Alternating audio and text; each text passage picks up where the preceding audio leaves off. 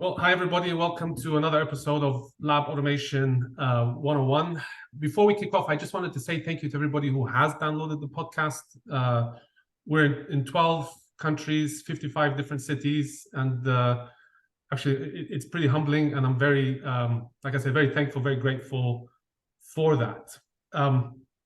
Shifting our attention then back to the podcast. I think on the previous episodes, a lot of what has come out is that lab automation has to be any solution that we put forward has to be a multifaceted solution, meaning that we can't just focus on the instrument or on the robot itself. We have to take into consideration other aspects. So, you have to think about finances, you have to think about budgets, you definitely have to think about people. So we had a previous podcast where we spoke about change management and how if we don't take into consideration the impact that the solution brings in terms of change to the lab, the implementation could fail subsequently. And so today, actually, what we want to do is we want to continue with the theme of people, looking more from the perspective of recruitment and retention, because these are two very, I would say, key aspects that all labs, in fact, all businesses have to deal with. It's definitely affecting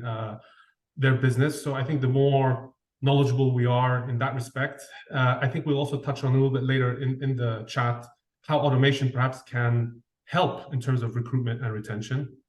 So to help us today to discuss the labor market, I'm very excited. We've got Ian Cooper from Biomed Recruitment. Ian, welcome to the podcast. Thank you, Hodgson. I appreciate you having me on. It's great to hear how international you are now as well. So Congrats with the success so far. I know you're just starting out, but really appreciate you thinking of me and having me on. Yeah, no, absolutely, 100%. And Ian, I think before we get right into the podcast, I will talk to you a little bit about the football, because I know that you're a football fan. I am assuming you have been watching the World Cup, of course. Of course, yeah. We'll save everybody the time and end up switching the podcast off right away by talking about that after we wrap up. So I won't ask you where your loyalty lies with your dad from Liverpool. I think your mom from the US. So I'm not going to put you in that position. But what I will ask you though is I will ask you for a prediction though. Who will win the World Cup? Yeah, it's an easy one, but I'd say Brazil. They're too good this year, so I'm going to stick with them. Oh wow! What do you think? On a sentimental value side, I want Argentina only because of Messi. It's his last World Cup. He probably deserves it. I'd really like England to win it, but I don't think they'll get there in the end. And I'm going to go out on a limb. I don't know why they don't play the best football, but there's something about Holland. I have no idea why. They just seem to grind out the results. So I'm going to go and say that probably Holland might win it all. All those teams have a chance. We'll see. We'll see. But okay. Go ahead. No, I was just going to say, thanks again for having me on. Obviously, a bit of a different guest. Not coming from somebody that works in a lab, but I do get the opportunity to speak with lab automation engineers all day, every day. I've done so now for the past couple of years, so definitely get a good grip on the lab automation market from a hiring and recruitment perspective, and just learn more every single day from these conversations that I have. No, absolutely. And so actually there's something I wanted to touch on then, because I think coming out of COVID, a lot of the headlines have been, I think the term they use is the Great Resignation. People coming out, I think they were frustrated, overworked perhaps as well, stressed out, and really just burnt out, I guess, from it all. And it's not just in the life sciences. This is right across all businesses. And so we're starting to see, as I said, people just leaving.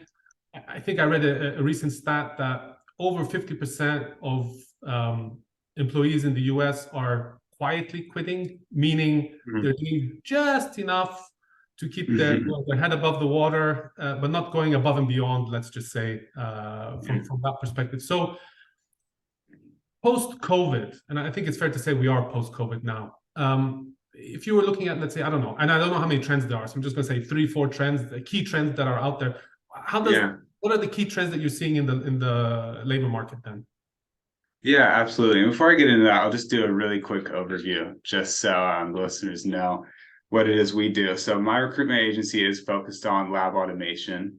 We're on the headhunting direct hire full-time side. So recruitment agencies can be more staffing, meaning they hire just contractors. This is all direct hire full-time. And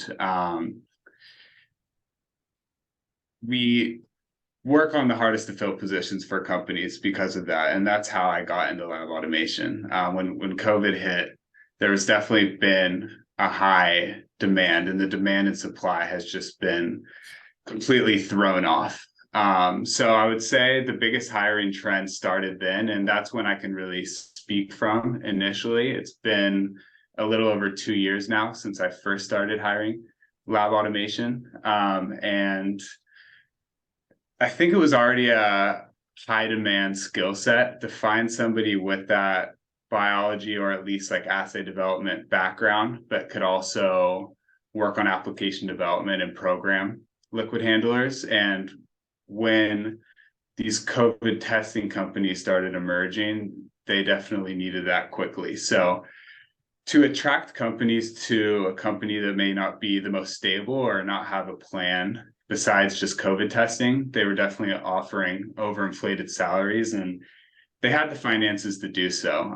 They were getting government funding, but they were also pretty much getting instant revenue as well. So I wouldn't say the candidates were just going to these companies because of the salaries. That's definitely not the case. There were obviously a variety of reasons why it may have been a better opportunity from where they were where they were previously working, of course. But the salary started to increase pretty drastically. So that's what threw off the market even more. It was already high demand, but it then became a case of companies really having to offer their employees more money to retain them, or of course offering a lot higher salaries to attract new hires as well.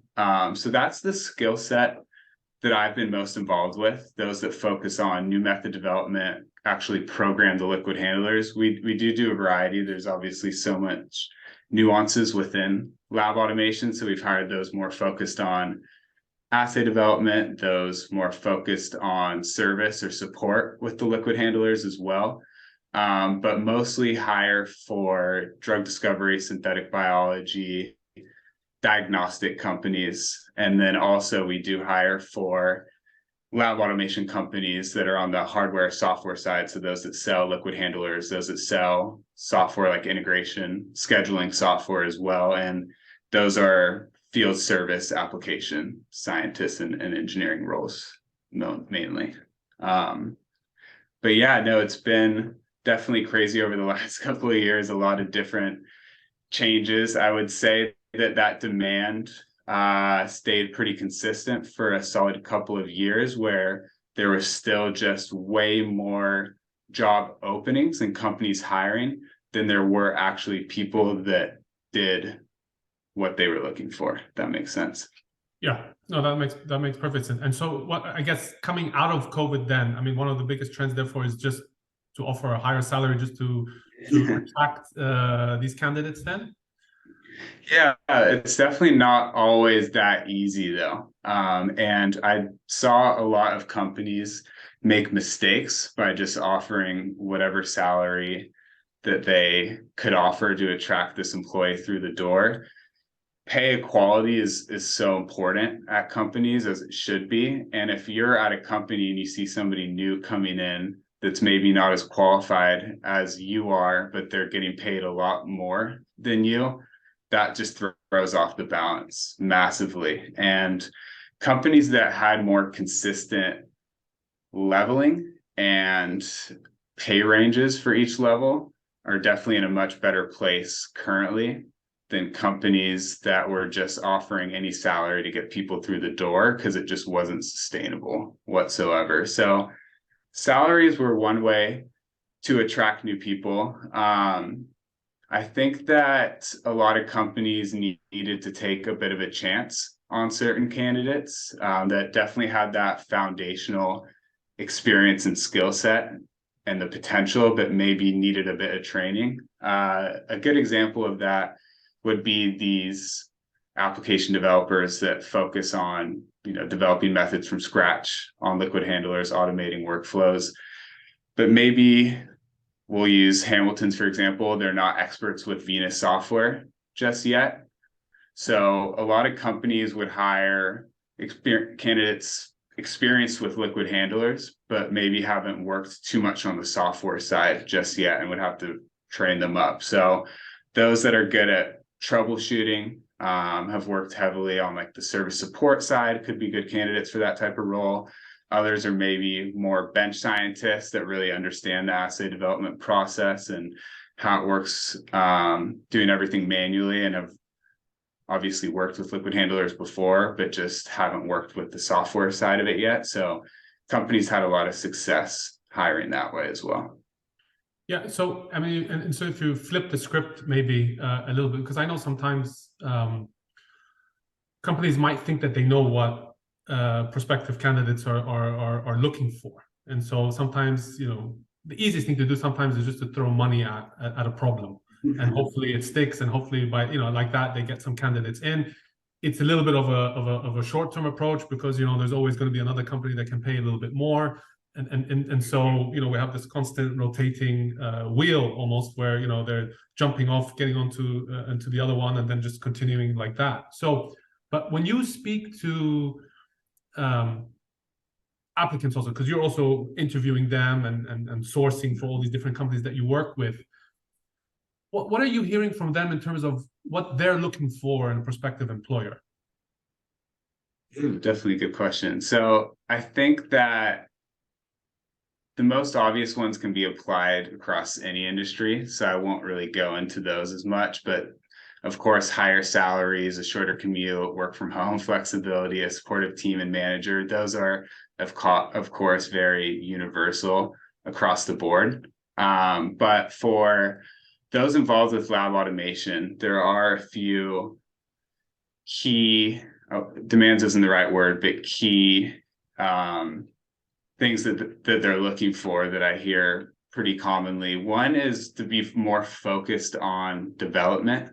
So a lot of the time within lab automation, you most likely already know this, but you can get to a place where you're late stage in the development and it's more focusing on scaling rather than actually new method development for new workflows.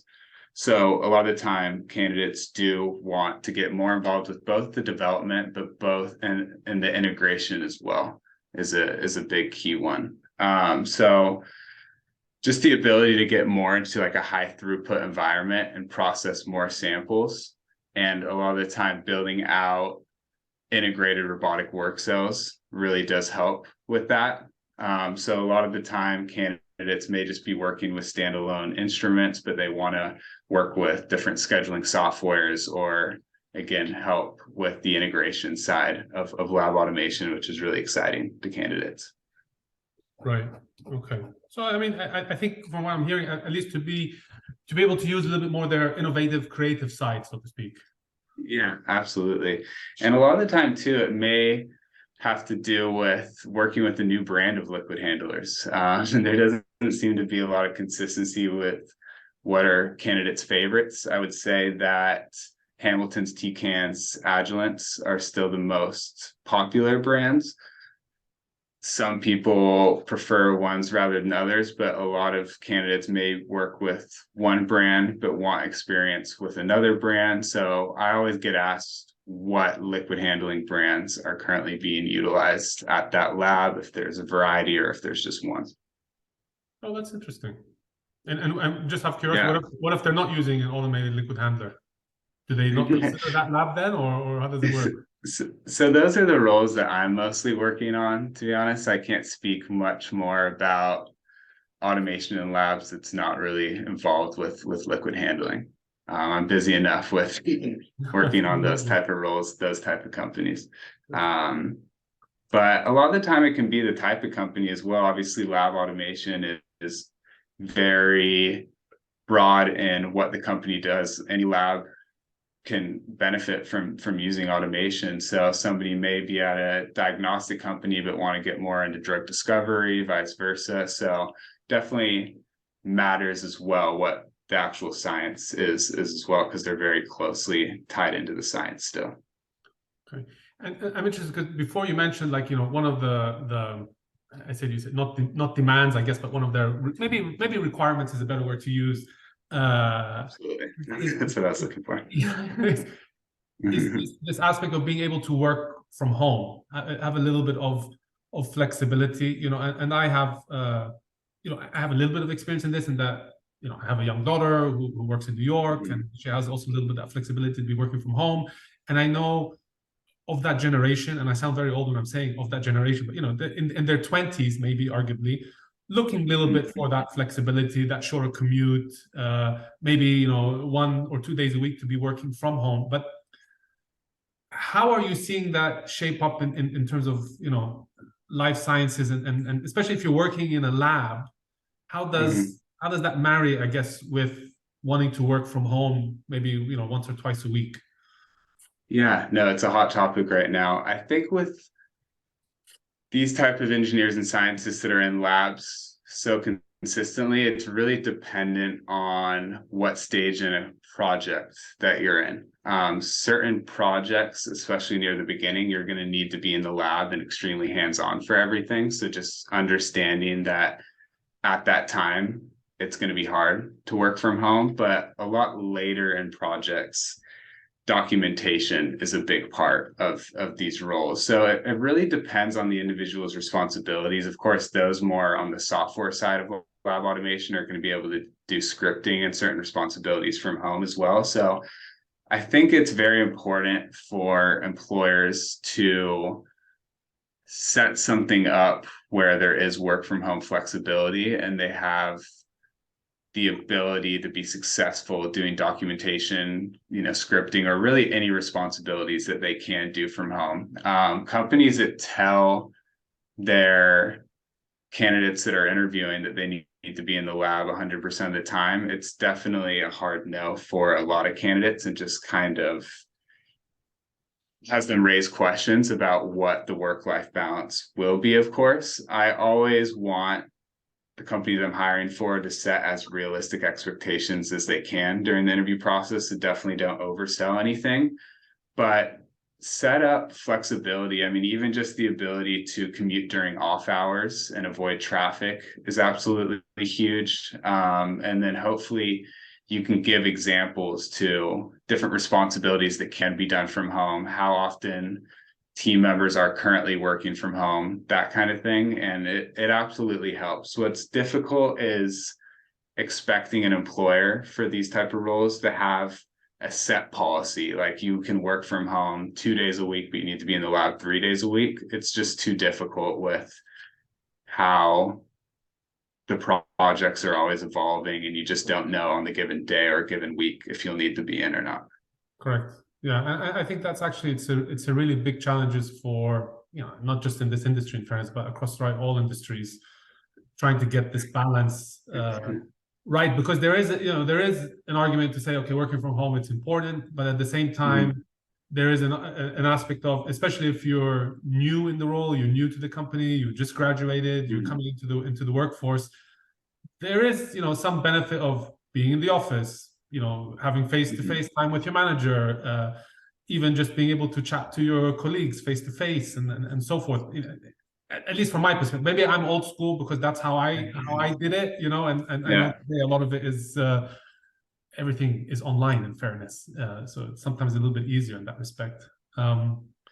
But Ian, then going back then specifically for we've talked about recruitment and retention, so specifically about lab automation now. So how can a lab automation solution help in terms of recruitment, and how can it help in terms of actually retention, keeping the candidates then? Yeah, no, great question. So I believe I know we've touched on salary quite a bit, but it just has been a big topic of discussion because of how much salaries have increased throughout these past couple of years. almost every lab automation engineer, it seems like, has changed jobs in the past couple of years at some point. And it wasn't all due to finances, but we talk to a lot of what we call passive candidates. So those that are happy in their current role, and we're never pressing, specific jobs on them. We more just want to understand what they do and leave the door open for when the time is right for them and hear what it is they'd be looking for to make a change. And a lot of time we find out how underpaid they currently are. And we, of course, know what other companies are paying. So if you can just offer a competitive salary and not rely on things like Radford data as one of the big data sources for current compensations, comp ranges that are outdated because of how this is currently evolving, that definitely helps. And having set ranges for each level, I would say, definitely helps as well. Like I said, so the pay quality isn't off. You don't necessarily need to have set levels in regards to the exact years of experience. I've seen candidates be pretty upset with that and leave or not go to a company because of titling differences. And I know that's a bit confusing. What I mean by that is some companies are very strict on bachelor's plus 9 years as a senior level role, or master's plus 5, PhD plus 3, whatever it may be.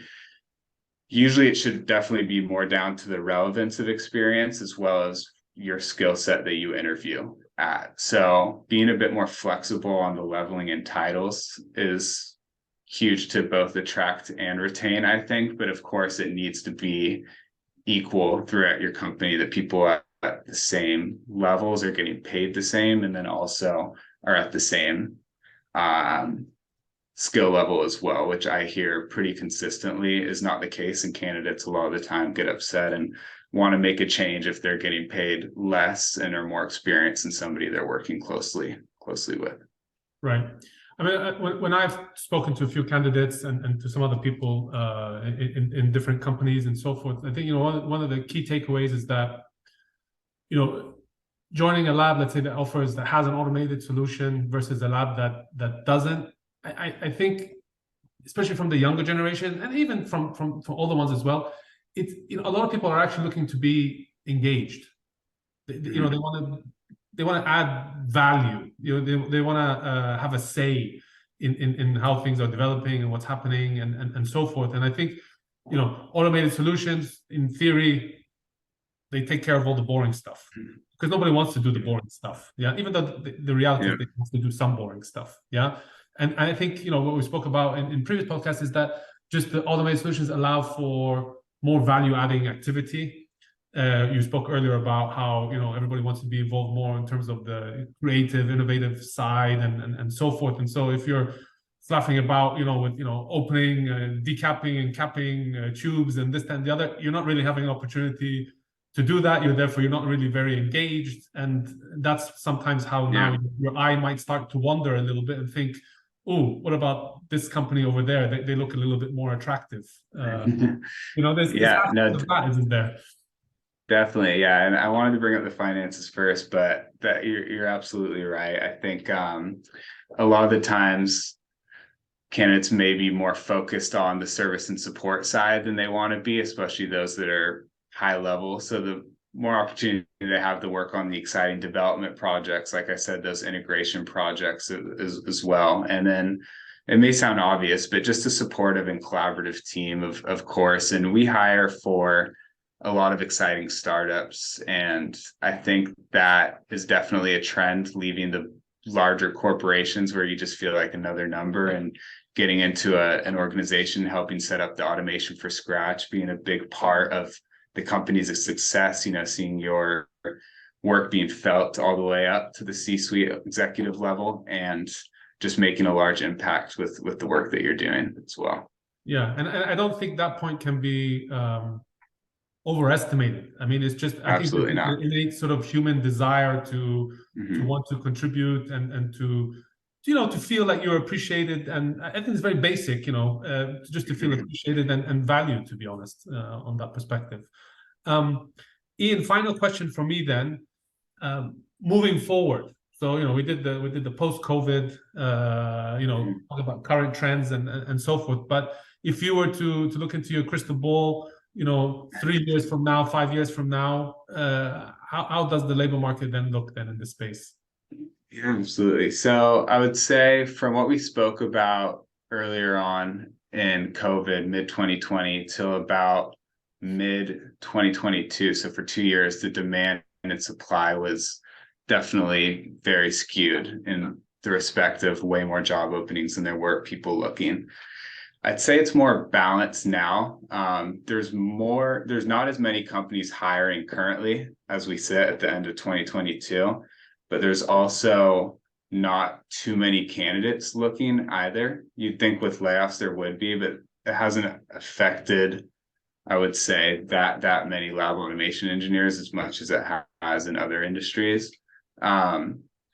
So another reason for that is, like I said, over the past couple of years, most people have switched positions. And I think that a lot of people have recently changed jobs, so they're not looking because of that reason, or they're overall happy. And if they're working in a stable company that things are mostly going all right for them, they're probably just wanting to sit and wait and see what happens in the economy before taking more of a risk and making the jump right now. So because of that, I think the candidates that are looking have a very legitimate reason to. They're not happy with how things are going, and they definitely want to make a move. Whereas before, like I said, we were talking to candidates and hiring those pretty frequently that were happy at their current employer, but they were just able to find something a lot better that they didn't know existed before, we started having them interview at a variety of different companies. So I think that will change in 2023. A lot more candidates